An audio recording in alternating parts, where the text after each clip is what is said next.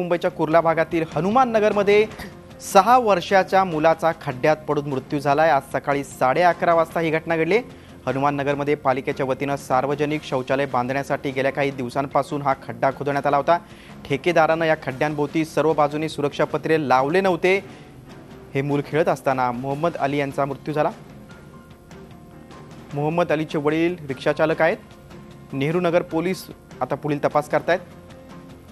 आणि याच महत्त्वाच्या बातमीसंदर्भात आपण अधिक तपशील जाणून घेऊया। आमचे प्रतिनिधी प्रशांत अंकुशराव आपल्यासोबत आहेत। प्रशांत, हा सगळा नाकर्तेपणा त्या ठेकेदारचा आहे, महानगरपालिकेचे अधिकारी पण तेवढेच जबाबदार आहेत। आधी रस्त्यांमुळे जनता त्रस्त होती, नंतर फुटपाथची जी दुरवस्था त्याच्यामुळे जनता त्रस्त आहे, आणि आता हे जे जागोजागी काही कामांसाठी मनपा खड्डे खणते ते सुद्धा वेळेवर बुजवले जात नाही आणि त्याचा नाहक बळी जातोय। 6 वर्षाचा मुलाचा मृत्यू झालाय, काय अधिक माहिती आहे? नक्कीच गिरीश, की 6 वर्षाच्या मुलाचा नाहक बळी या खड्ड्याने घेतलेला आहे। हा खड्डा 1 ते 1.5 महिन्यापूर्वी त्या ठिकाणी काढून ठेवला होता की त्या ठिकाणी शौचालयाचं काम होणार होतं।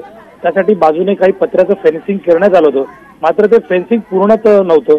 सुरक्षेचे जे उपाय पाहिजे ते पूर्णपणे केलेले नव्हते आणि 1.5 महिन्यापासून जर एवढा मोठा खड्डा काढून ठेवलेला होता त्याच्यावर कुठेतरी पूर्णपणे सुरक्षेचे उपाय होणं गरजेचं होतं।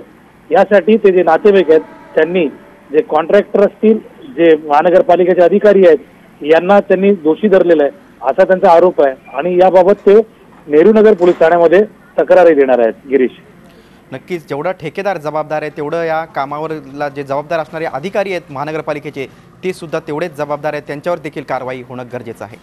तुम्ही दिलेल्या सविस्तर माहितीबद्दल धन्यवाद। झी 24 तास रहा एक पाऊल पुढे।